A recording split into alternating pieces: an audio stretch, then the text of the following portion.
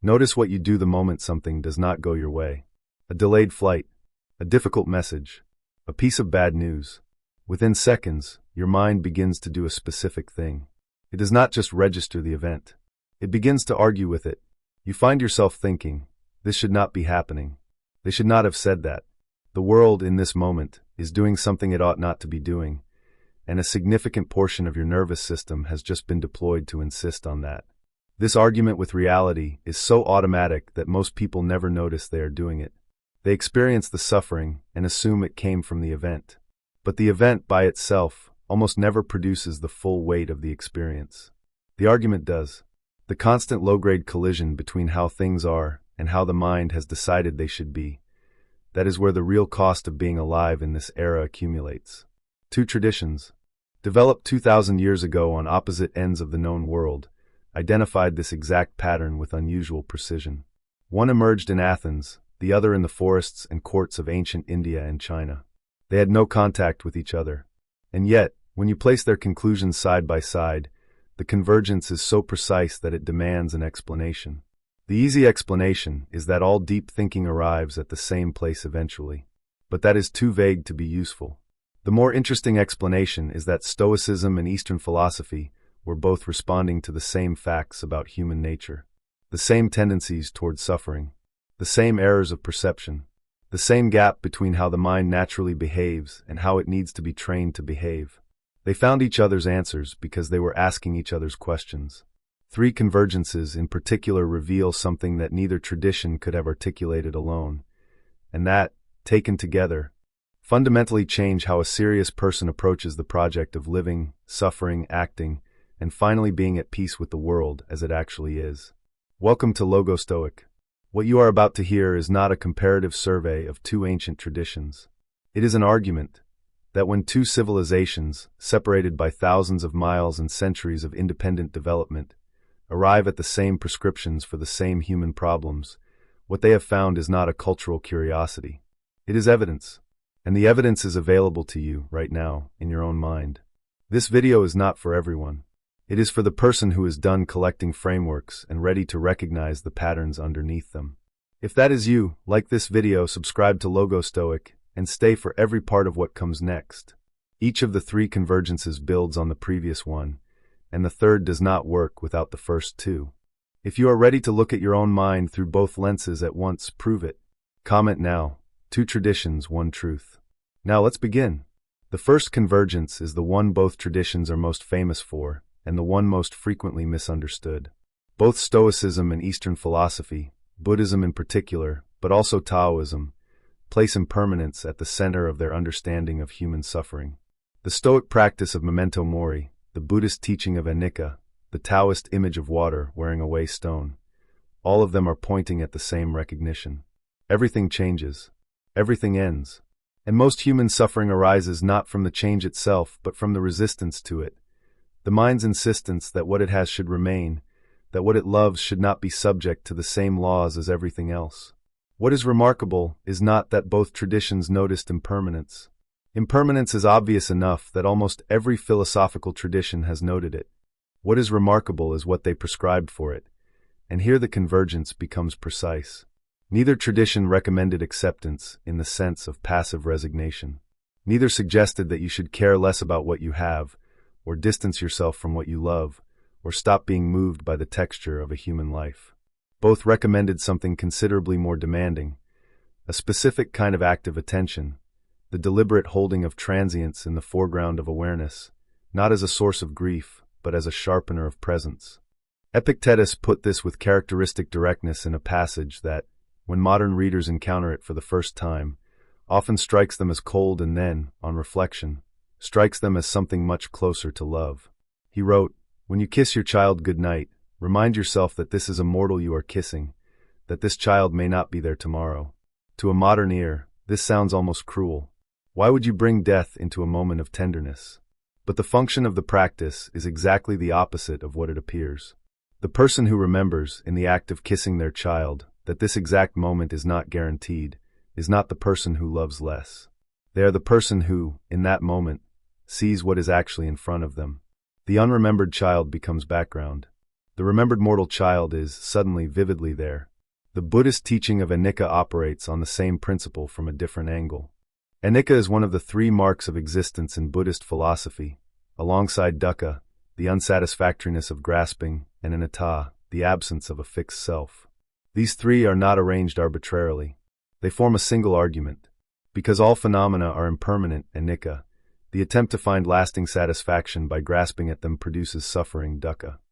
And because the self that is doing the grasping is itself impermanent and constructed, anatta, the entire enterprise of building lasting happiness on impermanent foundations is mistaken from the start.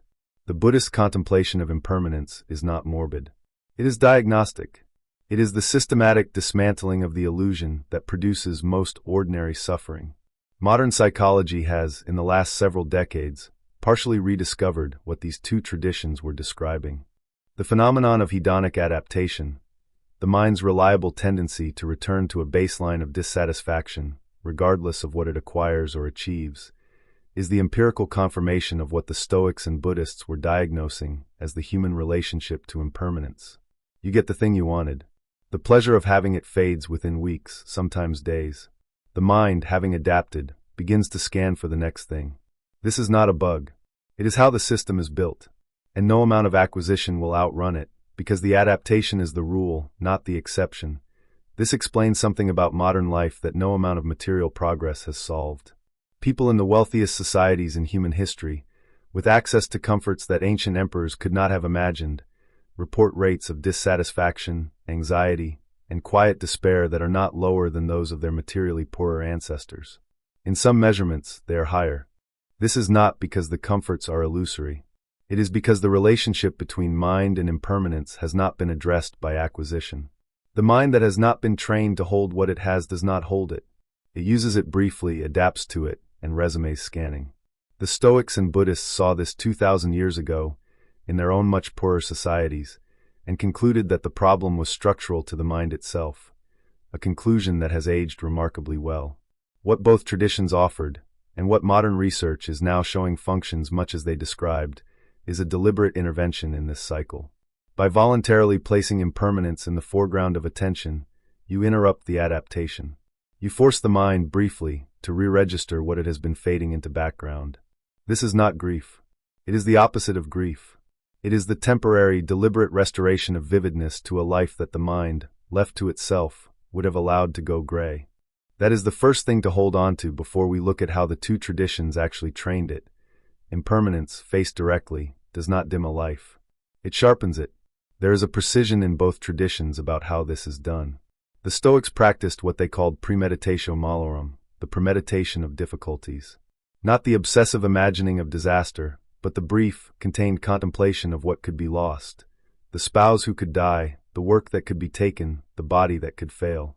Buddhists practice maranasati, mindfulness of death, which, in some traditions, includes the contemplation of one's own corpse in stages of decomposition. To Western readers, the latter sounds extreme. But the function is identical. To dismantle, through deliberate exposure, the unexamined assumption of permanence that quietly distorts almost every other relationship in a person's life. Both traditions arrived at this independently. They had no shared vocabulary, no common framework, no exchange of teachers. That they arrived at the same prescription, not just the same diagnosis, suggests they had found something true about the structure of the human mind, rather than merely a cultural preference for a particular way of coping. The argument with impermanence is not a cultural feature. It is a default of human cognition, and the deliberate disarmament of that argument is, both traditions concluded, one of the most reliable paths to a settled life. What you cannot keep, you can still hold fully while it is here. What you cannot hold, you can still meet without resistance when it leaves. The mind that has learned both has stopped suffering from impermanence and started, in a quiet way, using it. Everything you love is on borrowed time. The arguing with that fact is the suffering, not the fact itself. Stop fighting reality. Now, comment below, I hold what is here. The second convergence is less celebrated than the first but more philosophically precise, and it concerns a question that both traditions believed could not be solved by anyone who has not personally examined it. The question is simple to state and disorienting to actually attempt. When you observe a thought, who is doing the observing? Zhuangzi, the Taoist philosopher whose writing is among the most vivid in the history of Eastern philosophy, pointed at this question through a story that has become one of the most well-known passages in classical Chinese thought. He dreamed, he wrote, that he was a butterfly, fluttering happily, unaware of being Zhuangzi. When he woke, he was Zhuangzi again. But then he asked himself a question that the rest of the story leaves deliberately unresolved. Am I Zhuangzi who dreamed he was a butterfly, or am I a butterfly now dreaming he is Zhuangzi? This is not paradox for its own sake. It is pointing at something specific and important. The continuous self that you experience as obviously you, the seemingly stable identity that links your memories and feels like a single entity throughout your life, is, on close examination, considerably less stable and considerably less obvious than it appears. It is a construction, a story told by a particular arrangement of perceptions, and the construction depends so heavily on the conditions of the moment that, under different conditions, the apparent self could be something entirely different, a butterfly, a dreamer, an entirely different sequence of attention. The Stoics arrived at exactly this position from a different direction. Marcus Aurelius wrote repeatedly about the practice of stepping back from one's own mental contents, observing thoughts without being the thoughts, experiencing emotions without being defined by them. In one of the most striking passages in the Meditations, he describes the capacity to withdraw into oneself and find there a kind of stability that nothing external can disturb. Not because the thoughts and emotions stop arriving, but because the part of the mind that receives them has been recognized as distinct from them. Chrysippus, the Stoic philosopher who systematized much of the school's teaching, gave this part of the mind a name, the hegemonikon, the governing faculty. His argument was technical but profound. The mind, he observed, is not a single, unified thing. It has components. There are impressions, the raw data of experience, the way things appear to you before you have done anything with them. There are impulses, the automatic responses those impressions generate, the pull toward or away from things before you have exercised any judgment. And then there is the hegemonikon, the capacity of the mind that receives all of this, examines it, and decides whether to endorse it or not. Most people, most of the time, do not distinguish between the impression and their response to it. They experience a thought and immediately treat it as true. They feel an impulse and immediately treat it as a command. The hegemonikon goes unused. And when it goes unused, what they call their self is largely a function of whatever impressions happen to arrive. Change the impressions, change the self. That, the Stoics observed, is not really a self at all. It is closer to a weather system, responsive, variable, and owned by nothing. The development of the governing faculty was, for the Stoics, the development of the only thing that could properly be called a person. Zhuangzi's butterfly and Chrysippus' hegemonikon are describing the same architecture from different angles. Both are pointing at the gap between experience and the experiencer, between the impressions that arise and the faculty that receives them. The Vedanta tradition of Indian philosophy, particularly Advaita Vedanta, has its own term for this faculty, Sakshi, the witness. The witness sees the thoughts arise and pass. The witness is not the thoughts. The witness is also not, in any final sense, a separate thing, but recognizing the gap between witnessing and being witnessed is, in this tradition, the beginning of liberation from suffering. There is a practice in some streams of Indian philosophy called neti-neti. Not this, not this. The practitioner systematically examines what they believe themselves to be. The body? No, the body changes and I notice the change. The mind? No, the mind produces thoughts and I notice the thoughts. The personality? No. The personality has shifted over the years, and I have noticed the shifting. By repeatedly refusing identification with each candidate, the practitioner is brought to the recognition that whatever they actually are is not any of the things they typically think they are. The Stoic exercise of examining one's own impressions has the same structure, the same effect, and arrives at the same destination. Two traditions, two methods, one discovery. You are not the contents of your mind. You are what observes them. Hold that, because modern science has now arrived at the same doorstep. Modern cognitive science is now, in a quieter and more empirical way, describing something remarkably similar. The field of metacognition, the study of how the mind thinks about its own thinking, has produced a substantial body of research on the capacity to step back from one's own mental contents and observe them as objects rather than as self. People who develop this capacity, whether through meditation training, therapy, or philosophical practice, show measurable differences in how they respond to difficult emotional content. They are not numb. They are, if anything, more present with what arises, but they are no longer fully captured by it, because they have recognized that they are not identical with whatever the mind happens to be producing in a given moment. This is not the same as suppression. The Stoics were explicit about this, and the Eastern traditions are equally explicit. The point is not to stop feeling, or to detach from experience, or to become a passive observer of one's own life. The point is more precise, to notice that the part of you that observes is not identical with what is being observed. That recognition, once it becomes available, changes everything about how a person stands in relation to their own mental life. They are no longer at the mercy of every thought that arrives. They are no longer convinced that every emotion is a final statement about reality. They have located, through different methods but the same destination, the only ground of self that does not move with the conditions. Eastern philosophy often calls this witness consciousness. Stoicism calls it reason. The names differ. The territory is the same. And the practice of finding that ground, of distinguishing the observer from the observed repeatedly until the distinction becomes second nature, is the central work that both traditions, in different vocabularies, recommended. This is not a one-time discovery to be made and filed away. It is a daily orientation, returned to in every moment when the mind starts to convince you that you are the latest thing it has produced. You are not. And the practice of remembering this is one of the most quietly liberating disciplines available to a human being. You treat every thought your mind produces as if it were true, and as if it were you. It is neither. Stop believing every thought. Type below, I am not my thoughts. The third convergence is the one that most directly challenges how most people in the modern world think about effort and achievement. It is also the one that, when actually attempted in practice, almost everyone discovers is considerably harder than it sounds when first explained. The Bhagavad Gita, the foundational text of one stream of Indian philosophy, presents its central teaching through a conversation on a battlefield. The setting matters.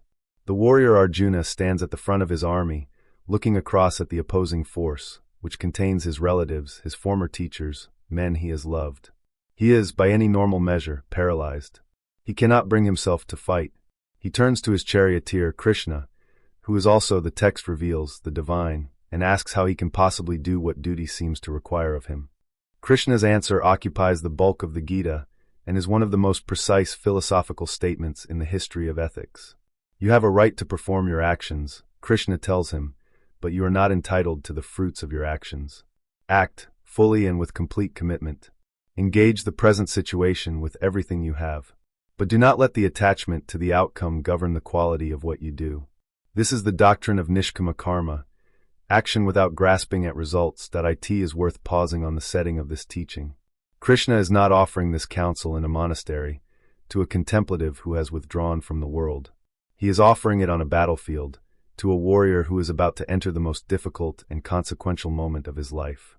The teaching is not advice for monks.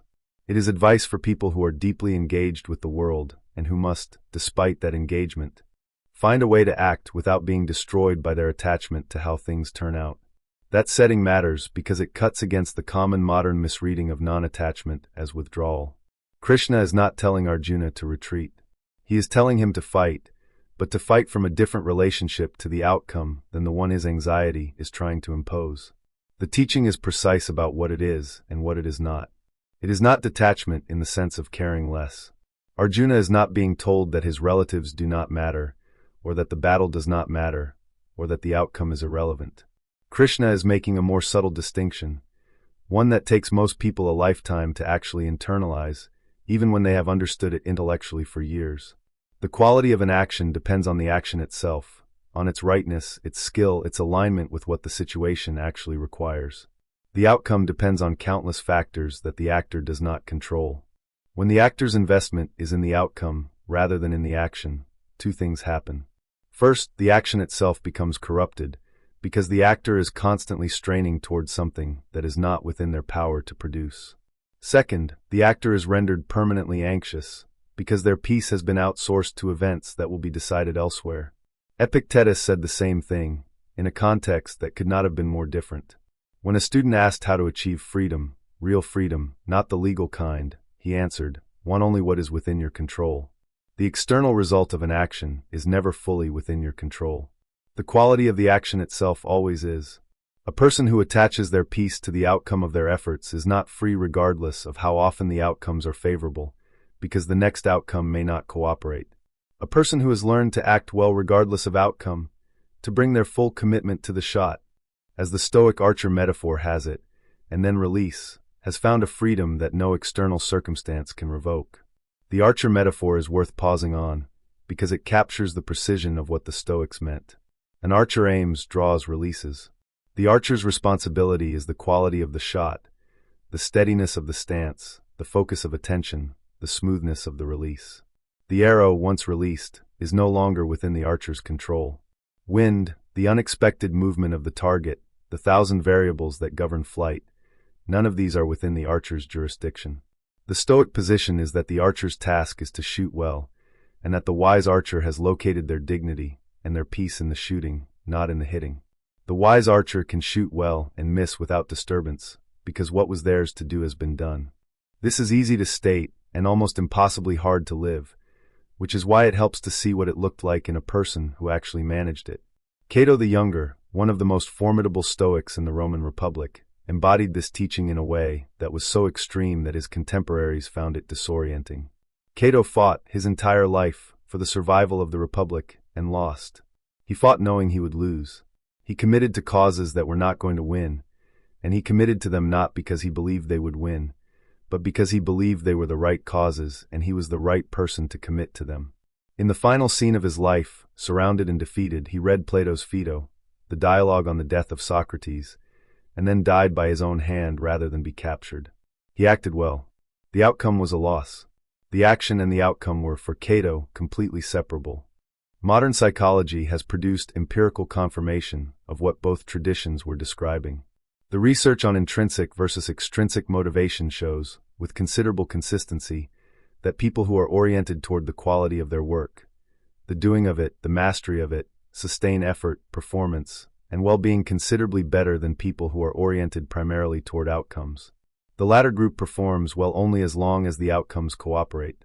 The former group sustains itself through periods when outcomes do not cooperate, which is most periods, for most people, for most of their lives. The convergence between Stoicism and Eastern philosophy on this point is not superficial.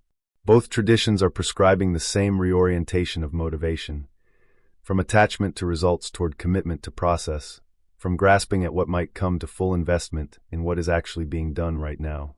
And both traditions identified this reorientation as one of the most practically difficult things a human being can attempt, not because the idea is complex, but because the opposing habit, the habit of caring deeply about how things turn out, is so deeply ingrained in the structure of how minds work that it operates beneath consciousness for most people. The Bhagavad Gita and the discourses of Epictetus, written 600 years apart in cultures that had no contact, are both saying, stop locating your peace in the outcome. Locate it in the action. The action is yours. The outcome belongs to the world. And the person who has internalized this distinction has found a kind of freedom that nothing external can take away, because there is nothing external that the freedom depends on. This does not make outcomes unimportant. It makes them properly sized. The world will deliver what the world delivers, regardless of how much you cared. What remains, what was actually yours, is the quality of how you showed up before the world decided. You have been gripping outcomes you were never going to control. The grip is exhausting you, and it changes nothing. Drop the grip. Now, write in the comments, the action is mine. 3 convergences. Impermanence, recognized as the structure of reality, rather than as a problem to be solved. The observer, recognized as the only ground of self that is not at the mercy of what arrives. And action, separated from outcome, returned to the only domain where genuine freedom actually lives. Each was developed independently by 2 traditions that had no contact with each other. Each addresses a specific failure point in the unexamined human mind. Each has been, in the centuries since, partially rediscovered by modern psychology, neuroscience, and the lived experience of millions of people who have attempted the practices and found that they actually work. The meeting point of Stoicism and Eastern philosophy is not a museum of interesting similarities. It is evidence.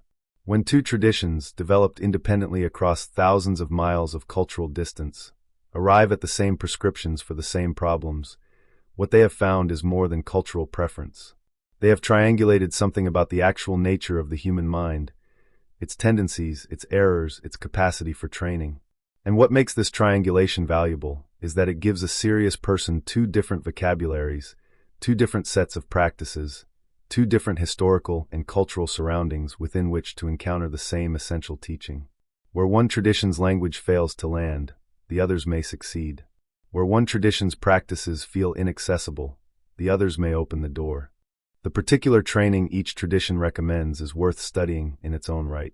The Stoic practices of premeditation, daily examination, and the dichotomy of control are precise and well documented. The Buddhist practices of mindfulness, the recognition of impermanence, and the cultivation of non-attachment have produced 2,000 years of refinement. The Taoist insight into the impermanence of self and the wisdom of yielding has its own depth. None of these traditions has the complete answer, and none of them needs to. What they have between them is the same answer expressed in three different keys. That is the genuine value of this convergence, and the genuine invitation it offers. The wisdom both traditions are pointing toward is not the property of any culture or era.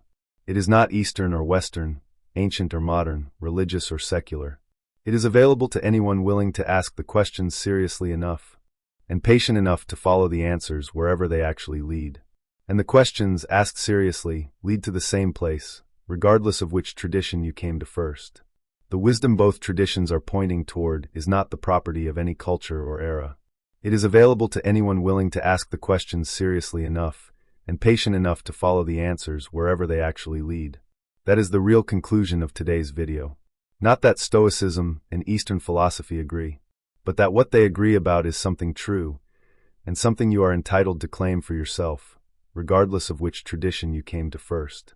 If something in this video shifted the angle from which you see either tradition, or made you suspect that what they are pointing at is something more than philosophy, consider liking this video. Because this kind of cross-cultural thinking, the kind that looks for what different wisdoms hold in common, rather than what makes each unique, is not what the algorithm typically rewards. It only reaches the people who need it if those who valued it carry it there. Every like is an act of doing exactly that. And leave a comment. Write down which of these three convergences hit you hardest, and what it asks of you that you have not yet given. Because the three convergences in this video are not a set of beliefs to adopt. They are three questions asked from two directions that, taken seriously, change how a person sees their own mind. The conversation below is part of that inquiry. Add to it. The next person reading will be looking for evidence that this work is being done by real people. Subscribe to Logostoic, because the intersection of Stoicism and Eastern philosophy is deep enough that a single video can only begin to trace it. There is considerably more ground to cover. The parallels between Stoic apatheia and Buddhist equanimity, the convergence between Marcus Aurelius and the Tao Te Ching, the ways in which the Bhagavad Gita and the discourses speak to the same modern problems with different ancient voices. We'll keep going. If you want to come along for the rest of the journey, this is where it continues.